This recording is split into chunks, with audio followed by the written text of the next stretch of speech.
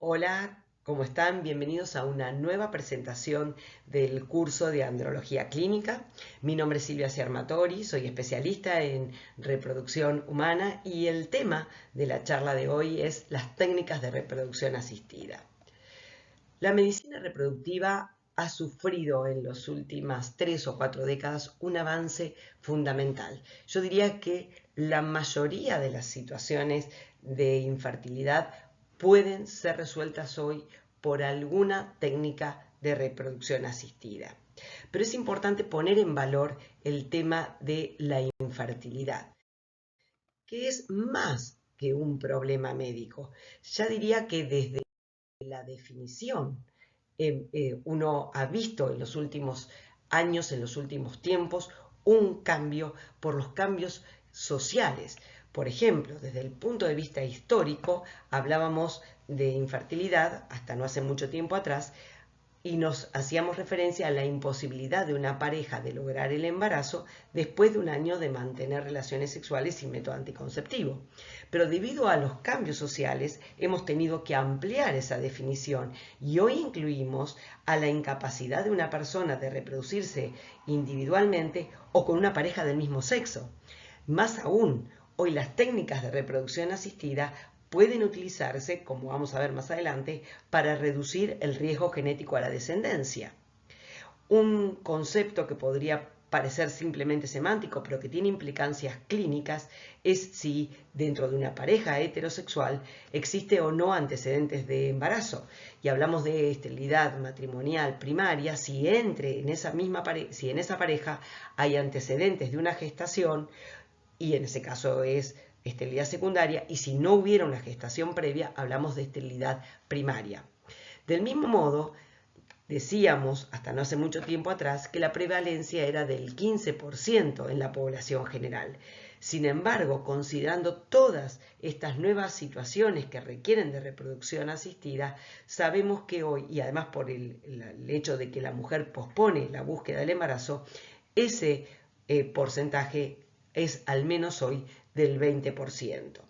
Y por todo esto que estoy hablando, no es un problema solamente que abarca un aspecto médico, sino que tiene implicancias desde el punto de vista emocional, en los aspectos psicosociales y, cómo no, en el aspecto económico también. Y para entender cuándo debemos empezar a ofrecer las técnicas, primero tendríamos que hacer diagnóstico de infertilidad. ¿Y cuándo empezamos a estudiar a las parejas? Bueno, los humanos, yo les suelo decir a los pacientes, no somos eficientes desde el punto de vista reproductivo. No somos como otras especies que en un coito habitualmente la hembra queda embarazada. Si uno pone a buscar de la población general a 100 parejas, el 50% lo van a lograr dentro del primer semestre, un 30% lo van a lograr en el segundo semestre y todavía va a haber un 20% que sin tener un problema reproductivo van a tardar más de un año en lograr el embarazo. Pero como la mayoría de las parejas lo van a lograr en un periodo de 12 meses, si la pareja, manteniendo relaciones habitualmente con una frecuencia normal de una convivencia, 1 o 2 por semana, no logra el embarazo dentro del primer año, está indicado empezar la evaluación y, además de los resultados, a partir de esos resultados, indicar una técnica de reproducción asistida. Ahora, si la mujer tiene más de 35 años, ni siquiera esperamos 12 meses. A los 6 meses debe iniciarse la evaluación del mismo modo que si esa pareja tiene algún signo, síntoma o antecedente que haga sospechar algún problema reproductivo. Y más aún, en algunos casos, como por ejemplo una mujer de más de 40 años, o si se trata de una mujer sola o que está en pareja con una mujer, también debe iniciarse de manera inmediata en la primera consulta la evaluación. Y entonces llegamos específicamente después de haber hecho la evaluación, al uso de las técnicas de reproducción asistida, que comprende a todos aquellos procedimientos en los cuales el médico trata de aproximar la gameta femenina y masculina para lograr la fertilización y el embarazo. Las técnicas de reproducción asistida se dividen en dos grandes grupos.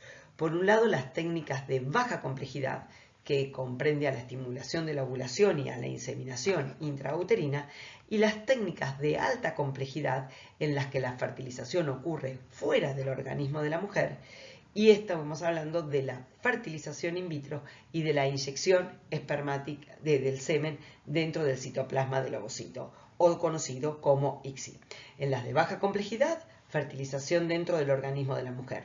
Alta complejidad, fuera del organismo de la mujer, con el objetivo de restituir la fertilidad natural, que es de aproximadamente, en el mejor de los escenarios, el 25% por ciclo. Y entonces, ¿qué técnica elegir? ¿Alta o baja complejidad? Bueno, va a depender de muchas variables, pero fundamentalmente de la etiología de la enfermedad, de la infertilidad, de la edad de la mujer y del tiempo de esterilidad previo. El tiempo de esterilidad previo, y empiezo por el final, es importante definirlo porque no es lo mismo una pareja en donde todos los hallazgos son de los resultados de la evaluación son normales y lleva 8 o 9 meses de búsqueda que una que lleva 3 años. Evidentemente hay un problema más difícil de encontrar y evidentemente de solucionar en aquella pareja que tiene más de un año de búsqueda, y sobre todo si el tiempo de esterilidad es de más de 3 años, es peor pronóstico. Y respecto a la etiología y a la edad de la mujer, me gustaría explicar un poco más. Dentro de las causas de infertilidad podríamos decir a grosso modo que el 50% de las causas son de origen femenino, un 35-30% son de origen masculino y un 20%, 15% son mixtas.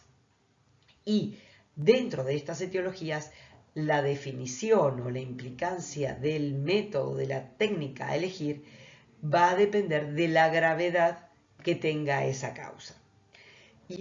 Y otro tema muy importante que merecería un capítulo enorme es la edad de la mujer y su impacto en la reproducción asistida. ¿Por qué? Porque todos sabemos que por diferentes razones hoy la mujer decide posponer la maternidad, porque desea completar sus estudios, alcanzar metas profesionales, estabilizarse económicamente, lograr el desarrollo personal, encontrar una pareja. Generalmente uno, los hijos, los quiere, la mayoría de las mujeres lo quieren en el contexto de una familia, y pensar lograr todos estos objetivos antes de los 30 años, si no es imposible, resulta casi imposible. Y yo hablaba de los 30 años, básicamente porque es una edad en la que ya se empieza a evidenciar de manera más sutil esa caída de la fertilidad.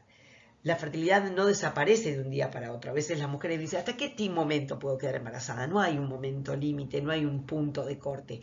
Pero sí sabemos que de manera más sutil ya a los 30 años empieza a disminuir su capacidad reproductiva, y más marcadamente después de los 35 años, ni hablar después de los 40. Y así vemos como a los 25 años, en el esplendor de su capacidad reproductiva, la probabilidad de embarazo por ciclo no supera el 25%. Por eso decía que no somos tan fértiles los humanos. A los 30 años ese porcentaje cae a 22%, a los 35 ya es del 12%, a los 40 es nada más que del 5% y a los 45 es del 1%. Y por eso es importante conocer esta información y transmitírsela a los pacientes para que no se desanimen ni bien empiezan a buscar embarazo. Y esta pérdida de la capacidad reproductiva tiene que ver con un concepto biológico inherente a la capacidad, al capital folicular de los folículos ováricos de la mujer. La mujer tiene su máxima cantidad de óvulos cuando es un embrión en la panza de su mamá. A partir de la semana 20, la mayoría de los folículos ováricos empiezan a hacer apoptosis, y al momento del nacimiento le queda un tercio de lo que tenía en la semana 20 de gestación. De 6-7 millones nace aproximadamente con unos 2 millones de folículos, y nace y esos folículos se siguen destruyendo, se siguen perdiendo permanentemente, y a la edad de 12-13 años, cuando tiene la menarca, el número de folículos ováricos es más o menos de unos 300.000. Y esa cantidad de folículos es lo que tiene que durarle a la mujer a lo largo de toda su vida reproductiva hasta el momento en que llegue la menopausia. Y no solo se trata de una disminución de los folículos, como vemos acá, sino que a medida que pasa el tiempo, la calidad de los folículos se va perdiendo y va aumentando la proporción de óvulos de peor calidad. Y si miramos esta gráfica, esas dos líneas, la línea azul que baja podría representar perfectamente la disminución de la capacidad de lograr el embarazo, y la línea roja podría representar perfectamente el número de abortos que aumenta a medida que avanza la edad de la mujer. ¿Y por qué es esto? Bueno, por un lado decíamos porque la cantidad de óvulos se va reduciendo con el paso del tiempo, pero por otro lado también va disminuyendo la calidad. Para ver la cantidad de óvulos tenemos estudios, los estudios de reserva ovárica, pero para la calidad no tenemos estudio. ¿Cómo se determina?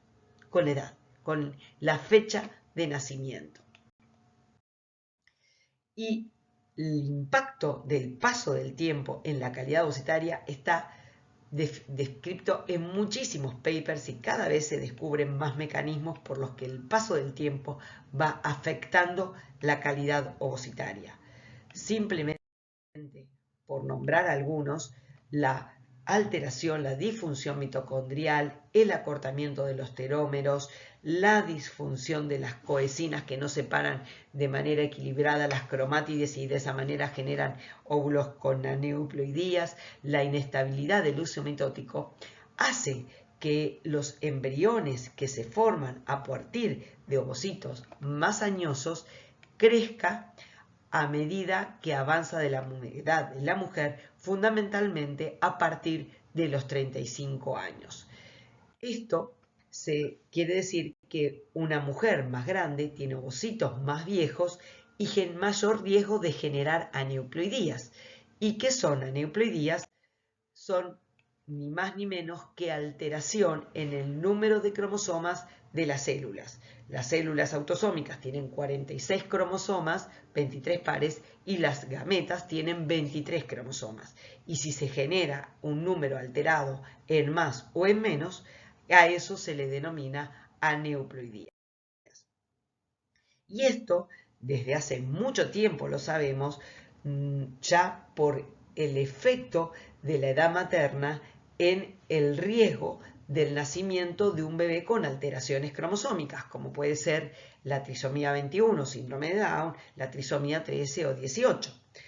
Cualquier mujer, independientemente de la edad, puede tener un hijo con un síndrome de Down, pero si ese riesgo a los 24 años es 1 en 2000 o 1 en 2500, a los 30 ese riesgo ya es 1 en 500 en 600, a los 35 es 1 en 250 o en 300, a los 40 es 1 en 50 y a los 45 es 1 en 20. Vemos que aumenta exponencialmente, sobre todo a partir de los 35 años.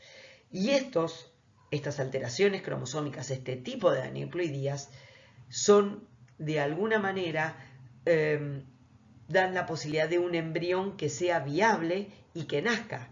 El destino de la gran mayoría de los embriones aneuploides es que no se implanten o que si se implantan se terminen abortando muy tempranamente. Entonces, y yendo ya específicamente a las técnicas de reproducción asistida, ¿cuándo indicarlas? Bueno, obviamente cuando haya un diagnóstico de infertilidad, por el factor endocrino ovárico, tubo peritoneal dentro de los factores femeninos, el factor masculino o una esterilidad sin causa aparente donde no se haya encontrado ningún motivo, o en individuos que pueden reproducirse normalmente pero que están solos, mujer sola o parejas del mismo sexo, y también hoy se indican para disminuir riesgos genéticos como el diagnóstico genético preimplantacional o para preservar fertilidad. Yendo específicamente a una de las causas más frecuentes de alteración femenina, son las alteraciones de la ovulación. Entonces, si la mujer no ovula, le vamos a proponer un tratamiento para que ovule. Y acá vamos a hacer una disquisición que, si bien puede parecer semántica, a veces tiene alguna importancia. Hablamos muchas veces de manera casi indistinta de inducción de ovulación o de estimulación de la ovulación, sin embargo no son estrictamente sinónimos. La inducción de ovulación está indicada en aquellas mujeres que no ovulan para obtener el desarrollo de un folículo, mientras que la estimulación de la ovulación la indicamos en mujeres que no tienen problemas ovulatorios, pero en las que necesitamos obtener más de un folículo. Y para ello contamos con diferentes esquemas de estimulación de la ovulación. Para empezar, porque el objetivo puede ser distinto, podemos necesitar una respuesta monofolicular o a veces el desarrollo de muchos folículos para obtener muchos óvulos. En algunos casos vamos a utilizar medicaciones orales, en otras inyectables. Hay drogas que son muy antiguas y son más económicas, otras son carísimas y son recombinantes. A veces utilizamos dosis altas, en otras mujeres dosis bajas. Una medicación aislada o combinación de varias inyecciones, esquemas de monodosis o esquemas de múltiples dosis, etcétera, etcétera, etcétera. ¿Cuáles son las principales variables que definen el esquema de estimulación a utilizar? En primer lugar, el tipo de tratamiento. No es lo mismo el esquema de estimulación para una alta complejidad que para una baja complejidad. Y en segundo lugar, las características intrínsecas de la mujer, que las podemos predecir y podemos identificar si va a tener una buena respuesta y por ende necesitamos menos dosis, o si tiene riesgo de tener una baja respuesta y para eso vamos a necesitar unas dosis mayores. Y yendo específicamente al tipo de medicación, esto no es un tema que sea específico para la charla de hoy, pero para tener una idea general, hay medicaciones más antiguas, como el citrato de clomifeno, el letrozole, la cabergolina para aquellas mujeres que tienen aumento de la prolactina, pero en general lo que utilizamos son las gonadotrofinas, existen de distinto tipo, de orina de mujer menopáusica, en otros casos utilizamos recombinante, FSH, LH, combinación de ambas gonadotrofinas, la gonadotrofina coriónica humana, y eventualmente vamos a necesitar en algunas mujeres algunas medidas que también llamamos ATSON, como el control de peso, el uso de insulinos sensibilizadores o el drilling ovárico para mejorar la respuesta ovárica. Para poner a manera de ejemplo, si hiciéramos una estimulación ovárica para un tratamiento de baja complejidad en una mujer que tiene una disfunción ovulatoria, bueno, podemos indicar el citrato de clomifeno a partir del día 3º o 5º del ciclo, 1 o 2 pastillas por día. Aproximadamente al día 10, 11, 12 se hace una evaluación ecográfica para ver cómo ha respondido el ovárico a esa estimulación, y cuando encontramos un folículo con un tamaño ovulatorio de aproximadamente 18 milímetros, recordemos que los óvulos no podemos ver si están maduros o no, básicamente pues son microscópicos, pero indirectamente podemos calcular el grado de madurez del óvulo viendo el tamaño folicular. Entonces esto se hace por ecografía, y cuando entonces vemos ecográficamente un folículo de 18 milímetros, 16, 18 milímetros, indicamos la descarga ovulatoria. Esto implica desencadenar la ovulación con una medicación que es la HCG, la gonadotrofina coriónica humana, que se puede utilizar la que proviene de orina de mujer embarazada, actualmente casi no existe, se utiliza la recombinante, esta HCG se utiliza porque tiene un parecido molecular y la misma acción se liga a los mismos receptores de LH, tiene una acción LH símil, y esto hace que se desencadene la ovulación. 36 horas más tarde remeda el pico de LH fisiológico, y ahí es donde indicamos entonces mantener relaciones programadas o hacer una inseminación intrauterina con semen de la pareja o un semen de donante, y a los 15 días de ese procedimiento ya podemos saber si hay embarazo. Otra forma de estimular es con gonadotrofinas. Las gonadotrofinas se dan de manera inyectable, de aplicación subcutánea. Hoy en día son muy amigables. Vienen a veces la ampolla clásica liofilizada o también los inyectores de tipo lapiceras. Y aproximadamente al día 10, 11, 12 del ciclo se hace la ecografía para determinar si esos folículos crecieron al tamaño de 16, 17 milímetros. Si no hubieran alcanzado el tamaño, se sigue la estimulación y se repite la ecografía. Y cuando ya tenemos el folículo dominante o dos folículos en el tamaño de más de 16 milímetros, se indica desencadenar la ovulación con la inyección de HCG, y a las 36 horas se indica, como antes dijimos, relaciones o inseminación intrauterina. Posteriormente se indica la suplementación con progesterona por vía oral o vía vaginal, con progesterona micronizada, y a los 15 días del procedimiento se hace el test de embarazo. Recalco la importancia del monitoreo ecográfico. Básicamente tiene que ver no solo con detectar en qué momento hay que dar la descarga ovulatoria, sino también identificar aquellos ciclos en los que la respuesta ovárica haya dado 3 o más folículos con óvulos potencialmente fertilizables. ¿Por qué? Porque en el caso de que esto ocurriera, se debe cancelar el ciclo para evitar el riesgo de un embarazo múltiple. El embarazo múltiple es una complicación de las técnicas de reproducción asistida, fundamentalmente de las técnicas de baja complejidad, por no poder manejar el número de óvulos si descargamos con un número de folículos de más de 3 folículos o más, y esos óvulos, si finalmente ingresan a la trompa y son fertilizados, puede dar origen a la implantación de 2, 3 o más embriones. Y esos embarazos son de malísimo pronóstico, no solamente por la imposibilidad de que se aborten, sino también por un pronóstico obstétrico nefasto relacionado fundamentalmente con la prematurez. Y hablaba yo de que una vez indicada la ovulación, se indicaban las relaciones programadas o la inseminación intrauterina. Y esta es la técnica de baja complejidad por excelencia. La inseminación intrauterina consiste en pedir la muestra del semen al varón y realizándole un proceso de capacitación espermática, se introduce con una cánula flexible que va adosada a una jeringa. Esa cánula atraviesa el cuello del útero y se deposita en cavidad uterina, descargando ahí la muestra de semen, y de esa manera, en el momento en que la mujer está ovulando, esos espermatozoides pueden llegar hasta la trompa, encontrar al óvulo y fertilizarlo.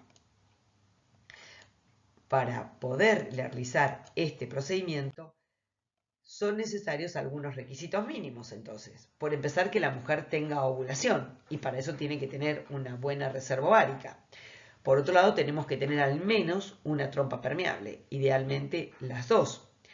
Tiene que haber algunos parámetros mínimos de calidad de semen y, en general, se recomienda para mujeres de menos de 36-37 años. ¿Por qué? Porque más allá de esa edad, la probabilidad de embarazo con estas técnicas, que si bien son poco laboriosas y son muy accesibles, la tasa de éxito baja mucho. De todas maneras, hay situaciones particulares, sobre todo, por ejemplo, mujeres solas que no tienen antecedentes de esterilidad previo porque básicamente no han estado expuestas al riesgo de lograr un embarazo, se puede empezar tal vez a edades más tardías. Pero hay que pensar que si bien esto para los pacientes puede representar como que estamos haciendo el gran tratamiento, estas técnicas apenas logran mejorar ciertas condiciones que se dan naturalmente. Por un lado, con la estimulación ovárica, asegurarnos de que haya una ovulación, y por el otro lado, al introducir los espermatozoides ya capacitados, seleccionados dentro de la cavidad uterina, estamos dejando un poco más cerquita a esos espermatozoides. Pero a partir de ese momento todo ocurre de forma natural y el óvulo tiene que salir del ovario, ingresar a la trompa, los espermatozoides alcanzar ese óvulo, fertilizarlo, el embrión tiene que llegar a la cavidad uterina y se tiene que implantar. O sea que es ayudar ciertas condiciones naturales, pero para eso tenemos que tener mínimo algunos requisitos. Entonces los pasos, como decía, son la estimulación ovárica con su correspondiente monitoreo, como siempre, de manera ecográfica, y eventualmente cancelar en el caso de una respuesta múltiple. La descarga ovulatoria, pidiendo también en ese momento a las 36 horas el semen y hacer la capacitación de ese semen. Y entonces, en un procedimiento que es ambulatorio, en consultorio, la mujer en posición ginecológica, se introduce a través del cuello del útero la cánula y se deposita la muestra de semen dentro de cavidad uterina. Posteriormente, el apoyo de fase lútea, y a los 15 días del procedimiento ya se puede realizar el test de embarazo. La preparación de la muestra de semen se hace a través de unas técnicas de lavado. Hay diferentes técnicas, el swim up, también swim down y la técnica de Percol, que tienen por objetivo hacer una especie de lavado y sacar células muertas, los espermatozoides muertos, bacterias, determinadas sustancias que pueden afectar. La muestra, el individuo la recoge con determinado tiempo de abstinencia, no mayor de 5 días ni menos de 2 días de abstinencia. Se obtiene obviamente por masturbación y además de hacer esta cuestión del lavado, tiene también como objetivo importante producir la activación de los espermatozoides, porque pensemos que fisiológicamente el espermatozoide, normalmente cuando se produce la eyaculación intravaginal, esos espermatozoides van a completar su proceso de capacitación espermática en las criptas del cuello del útero. Pero al hacer una inseminación intrauterina, esto no ocurre y tenemos que sacar también de esa muestra de semen el plasma seminal, que resulta sumamente irritativo, y solamente introducir el sobrenadante con los espermatozoides. Decía que para que la inseminación tenga cierta chance de éxito, la muestra de semen debe tener al menos cumplir algunos requisitos básicos, como tener un recuento de no menos de 5 millones por mililitro, con una movilidad que sea al menos del 30% y una morfología espermática por criterios de Kruger que sea de al menos más del 4 o 5%. ¿Y cuándo indicamos una inseminación intrauterina? En los casos de factor masculino leve, idealmente tiene que ser normal, o si existe una disfunción ovulatoria, entonces acompañamos de una estimulación ovárica. Principalmente viene muy bien para los factores coitales, cuando hay un vaginismo severo o una disfunción eyaculatoria, como por ejemplo una aneyaculación intravaginal. También es muy útil en parejas serodiscordancias para evitar el contagio de la pareja, como en los pacientes con HIV, con hepatitis B o C. Obviamente en las parejas que no tienen, en las mujeres que no tienen parejas masculinas o que son mujeres solas con semen de donante, o en la esterilidad sin causa aparente, y sobre todo si la esterilidad sin causa aparente no lleva mucho tiempo de esterilidad, de tiempo de búsqueda. ¿Cómo son los resultados? Bueno, en general los resultados que tenemos son de estudios relativamente antiguos, de más de una década, porque hoy ya nadie se va a preocupar en ver cuál es la eficacia de este tipo de técnicas. Pero podríamos decir que en parejas de buen pronóstico, que no tienen una esterilidad de mucho tiempo, sobre todo en los casos de ESCA o en factores masculinos leves o con alteración ovulatoria, la chance de éxito por ciclo está entre el 8 y el 25%, pero está muy supeditado a la edad de la mujer, al tiempo de esterilidad y a la etiología. Generalmente no se indican más de 3 intentos, porque si bien la chance de éxito es acumulativa, está ya probado que más allá de 3 intentos la tasa de éxito se ameseta y digamos, está indicado pasar a otra técnica de mayor complejidad. Es así que si, no funciona la baja complejidad, vamos a tener que recurrir a una técnica de alta complejidad. Entonces, la alta complejidad la indicamos específicamente frente a parejas que hayan tenido intentos fallidos de baja, pero en algunos casos va a ser el tratamiento de primera elección, como por ejemplo en los casos de factor masculino severo, si existe una obstrucción tubaria bilateral o acompañado por un factor tuboperitoneal severo con adherencias múltiples a nivel pelviano o endometriosis grado 3 o 4, en los casos de edad materna avanzada o claramente no hay otra alternativa en los casos de ovodonación o el método ropa, que no es una ovodonación, pero son los casos de mujeres en los casos de parejas de mujeres, en donde una da sus óvulos para que la otra mujer lleve el embarazo. O en los casos de subrogancia, donde la mujer no tiene útero o no puede llevar el embarazo en su útero, o para las técnicas de diagnóstico genético preimplantacional o preservación de fertilidad, ya sea por motivos sociales o por motivos oncológicos. En estas técnicas, como dije previamente, la fertilización ocurre fuera del organismo de la mujer y tiene numerosas etapas que van, en principio, la hiperestimulación ovárica controlada con el objetivo de conseguir acá muchos óvulos. Acá no vamos a tener el riesgo de múltiple, lo vamos a controlar de otra manera. Ese ciclo debe ser monitorizado, el monitoreo se hace ecográficamente, la descarga ovulatoria con HCG, luego la punción ovárica para poder obtener esos óvulos aspirando cada uno de los folículos del ovario, la fertilización de las gametas en el laboratorio, la transferencia del embrión con una cánula a la cavidad uterina post-fertilización y el sostén de fase lútea. Vamos a ir viendo cada una de estas partecitas. La estimulación ovárica, como decía, tiene por objeto tratar de recuperar la mayor cantidad de óvulos. La probabilidad de éxito de estas técnicas de alta complejidad está estrictamente relacionado con el número de óvulos que tengamos y obviamente con la calidad de las gametas, que como dije inicialmente tiene que ver con la edad de la mujer. Pero el número entonces es crucial y para eso voy a necesitar un estímulo que lo que va a hacer el estímulo es trabajar durante la fase folicular sobre ese conjunto de folículos que normalmente empieza a crecer. O sea, en cada ciclo la mujer fisiológicamente, en un ciclo normal, la mujer comienza, el ovario de la mujer comienza madurando un conjunto de folículos, pero finalmente solo uno se hace el dominante y completa su maduración y se ovula. Cuando uno hace una estimulación ovárica, lo que hace es, al administrar gonadotrofinas, fundamentalmente FSH, es hacer que ese conjunto de folículos que inició su crecimiento, en lugar de quedarse en el camino y hacer apoptosis, complete su maduración de la misma manera que lo haría el único folículo dominante.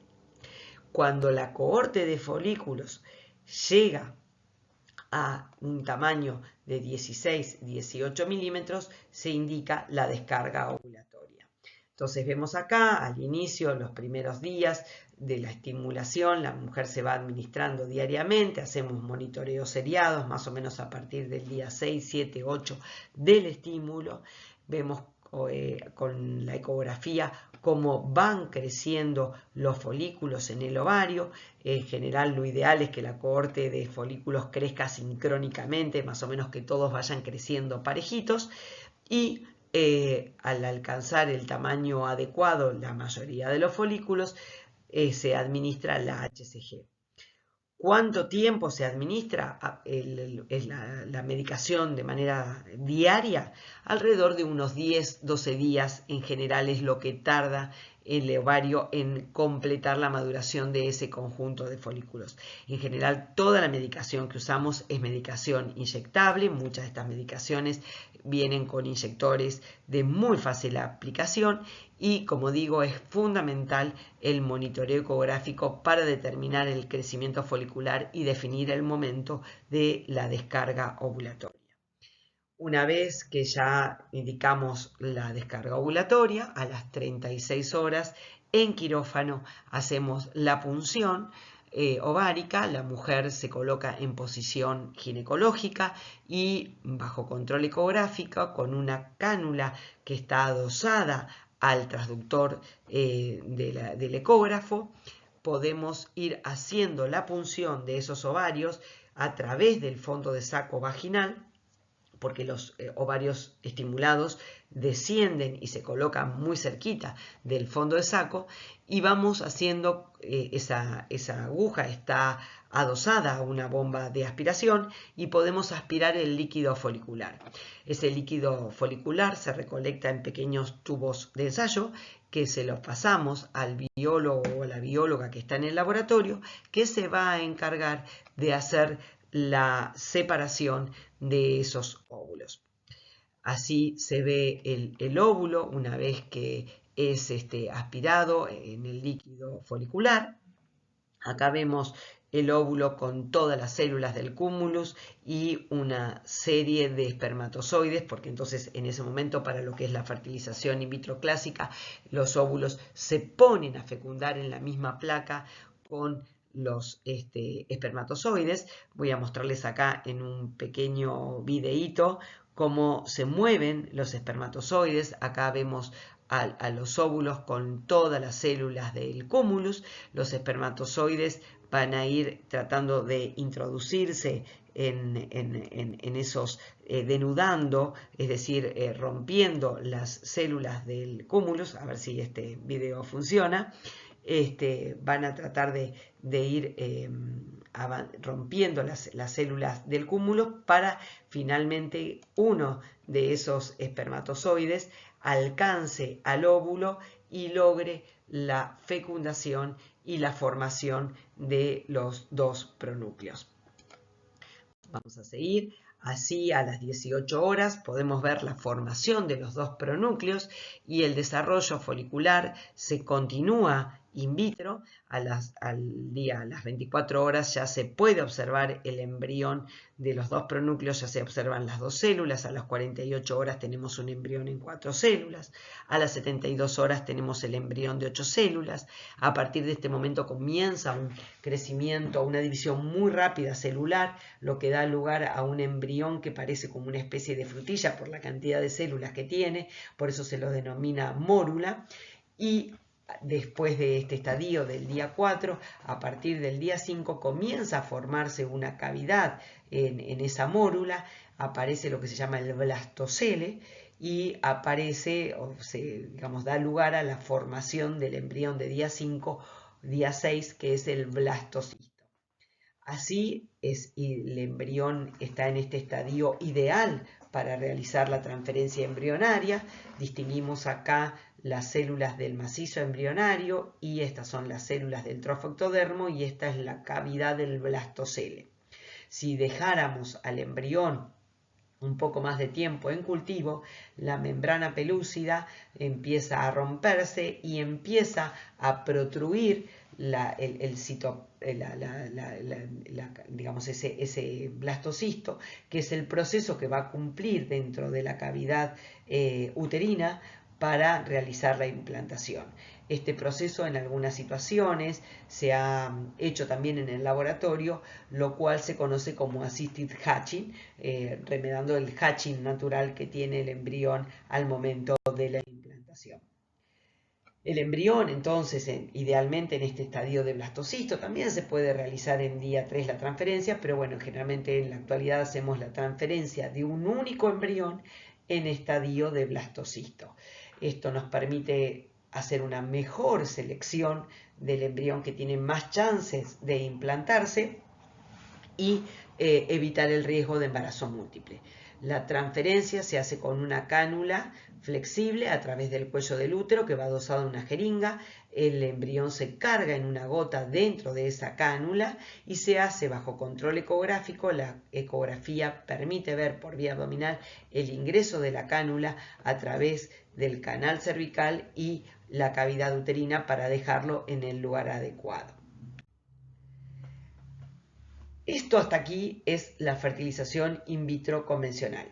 Sin embargo, en algunas situaciones, ya esto se sabe desde hace mucho tiempo, sobre todo de factores masculinos muy severos, con bajo recuento espermático o una disminución de la movilidad muy marcada o alteración profunda de la morfología, la fertilización no se lograba. Entonces, un poco de manera casual fue a principios de los años 90, se describió la técnica del ICSI o inyección intracitoplasmática del espermatozoide en el óvulo.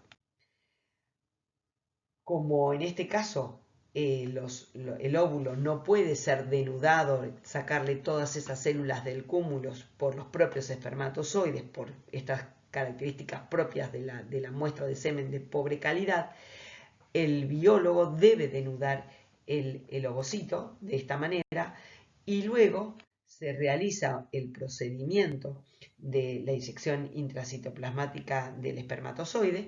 Lo primero que se hace con una aguja es tratar de tomar al espermatozoide.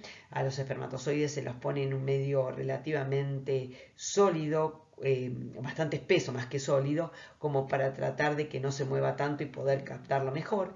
También para inmovilizarlo se le hace la fractura de la cola y luego se lo aspira con esta aguja pipeta de inyección.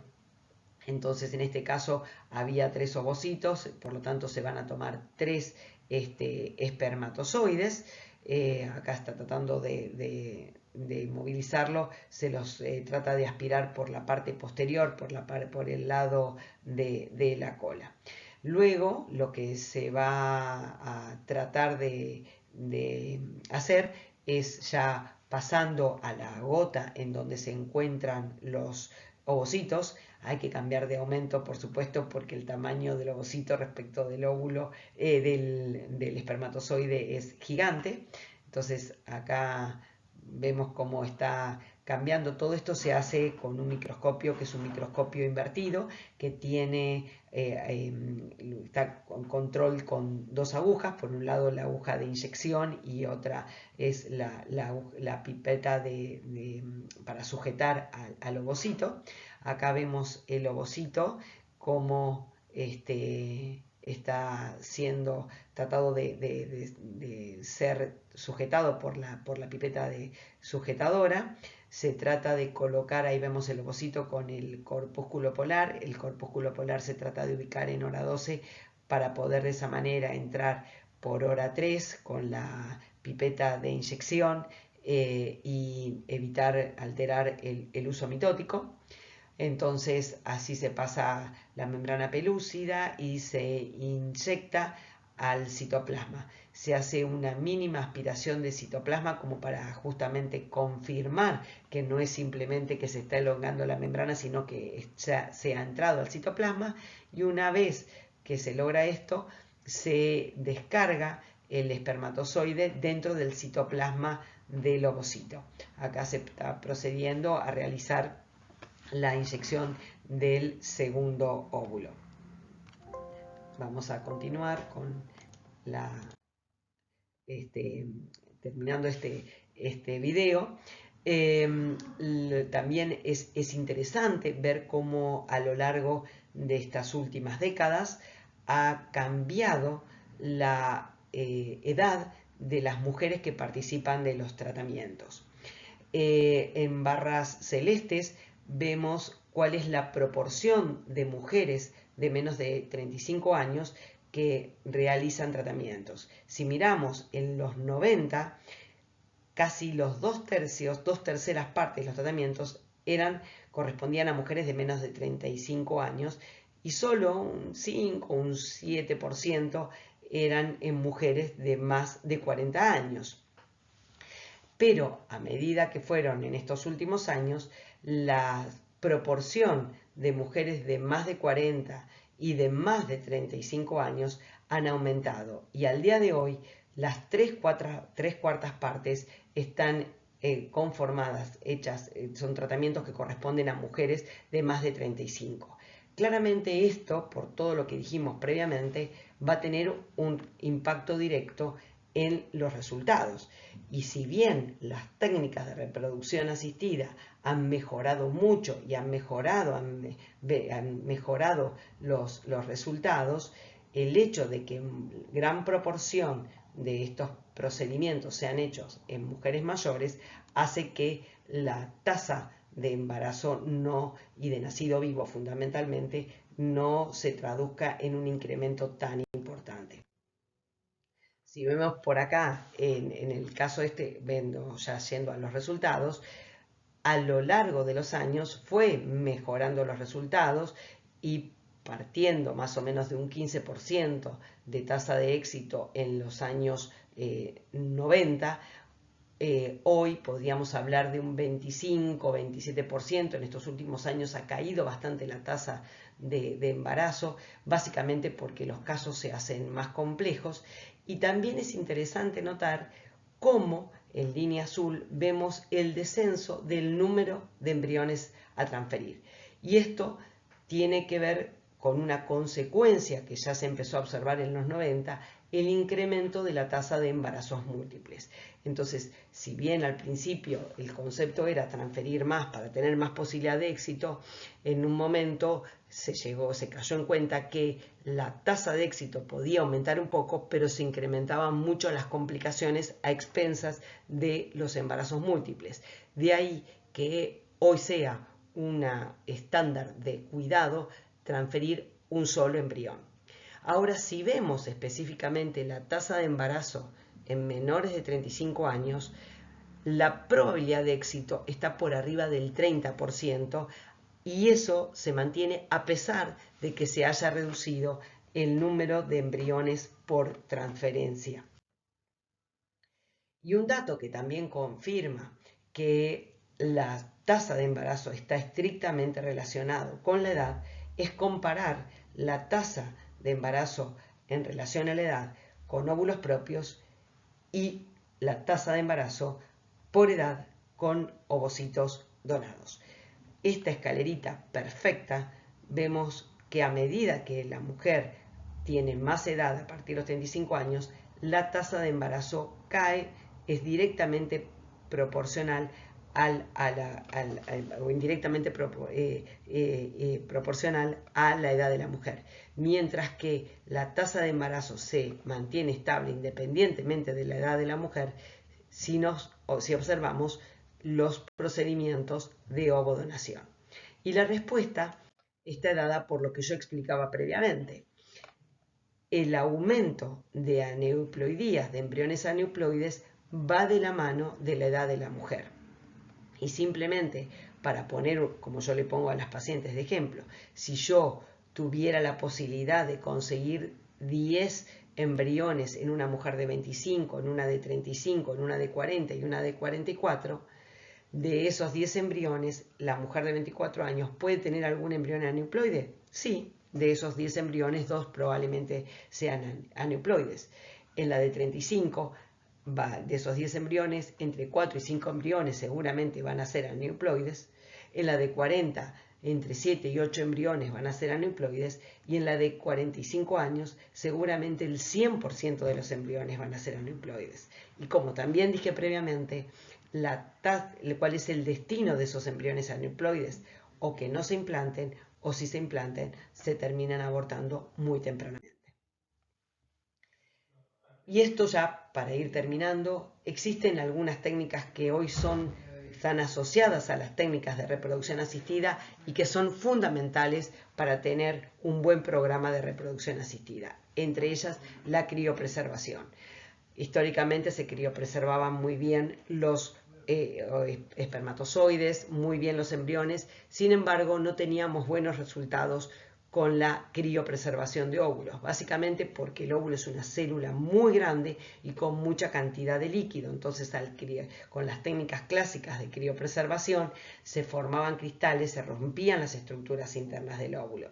En el año 2010-2011, el doctor Kuwayama en Japón diseña una nueva estrategia que tiene que ver con una técnica de congelamiento rápido, lo que se llama vitrificación, y esto ha dado la posibilidad de mejorar sustancialmente los resultados de cualquier especie vitrificada. Y no solamente vitrificamos óvulos, vitrificamos espermatozoides, vitrificamos embriones en diferentes estadios y también podemos vitrificar tejido ovárico y tejido espermático.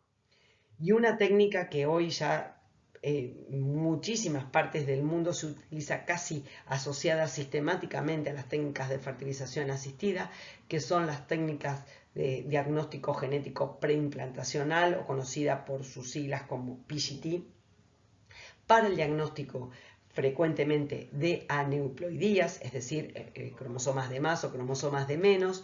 Lo que se hace es en el blastocisto, en el embrión de día 5 o de día 6, tomar unas células del trofectodermo para no dañar al macizo embrionario. Ese ADN es amplificado por técnicas de secuenciación masiva y puede detectar si existen cromosomas de más o de menos. Esto está indicado para cualquier pareja que quiera realizarlo, pero fundamentalmente el mayor rendimiento de estas técnicas tiene que ver la utilización en situaciones de edad materna avanzada o en parejas que tienen fallos de implantación o en factores masculinos severos o en aborto recurrente.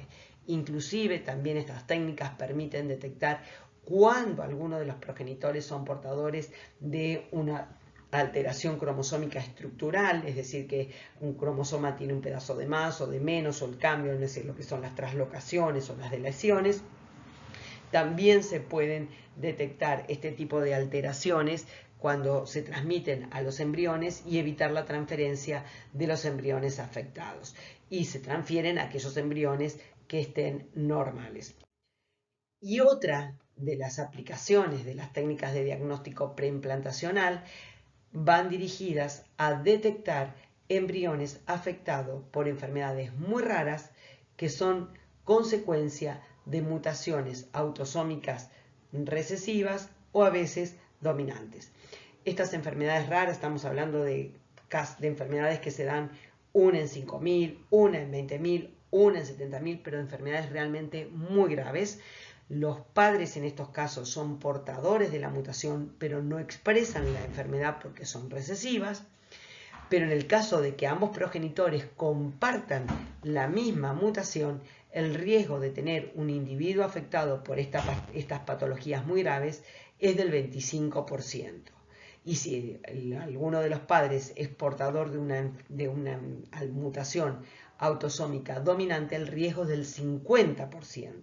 Entonces lo que se hace inicialmente es evaluar a los progenitores si son portadores de estas mutaciones y en caso de identificarlas, lo que se hace es evaluar en del conjunto de embriones que tiene esta pareja cuál es el embrión afectado para evitar su transferencia. ¿De qué patologías estamos hablando? Por ejemplo, la fibrosis quística, la atrofia medular espinal, la talasemia, la hemofilia, etcétera, etcétera. Entonces, en estos casos, las técnicas de reproducción asistida no las estamos aplicando a individuos que tienen dificultad para reproducirse, sino con el objetivo de disminuir el riesgo genético.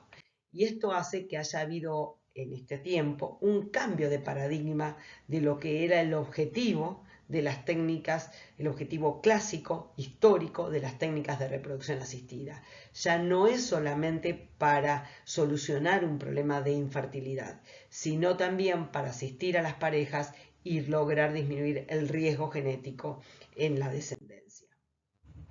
Y de la misma manera, hoy también podemos, en base a el origen de las gametas, tanto del espermatozoide como del óvulo, y de quién va a llevar la gestación, pensar en muchas maneras diferentes de constituir una familia, porque la mujer puede aportar el óvulo o el óvulo puede ser donado y puede esto ser combinado con semen de donante o semen de su pareja, o pueden ser las dos parejas, las gametas propias, pero que el embrión fertilizado sea llevado la gestación por una subrogante, o hacer cualquiera de estas combinaciones. Entonces, lo fascinante de las técnicas de reproducción asistida es justamente poder dar respuesta para que todos los individuos, independientemente de su condición de fertilidad o no fertilidad, pueda llevar a cabo el deseo de maternar o de paternar. Así que ya para terminar, me gustarían algunos conceptos claves que, digamos, ya los vinimos analizando a lo largo de toda esta presentación. Sin lugar a dudas, las técnicas de reproducción asistida constituyen hoy una herramienta fundamental en el tratamiento de la pareja infértil y los resultados van de la mano de la calidad de las gametas. Y esto tiene que ver básicamente con la edad de la mujer. La edad de la mujer es la principal variable que condiciona el pronóstico reproductivo. A pesar de que hemos logrado una enorme mejoría en los resultados, en las tasas de éxito de la reproducción asistida, el techo está impuesto por la calidad fundamentalmente del ovocito. Por eso, teniendo en cuenta el impacto que tiene la edad de la mujer en las chances reproductivas, es que hoy cada vez más ofrecemos, y esto podría ser motivo de otra charla, preservar los ovocitos como una estrategia para mantener la fertilidad independientemente de la edad de la mujer. Y finalmente, con los conceptos que hablaba en la última parte de la presentación, es claro que las técnicas de reproducción asistida han abierto nuevas alternativas, tanto por la posibilidad de posponer el embarazo como para lograr la gestación en distintos tipos de familias y también, por supuesto, reducir el riesgo genético a la descendencia. Muchas gracias.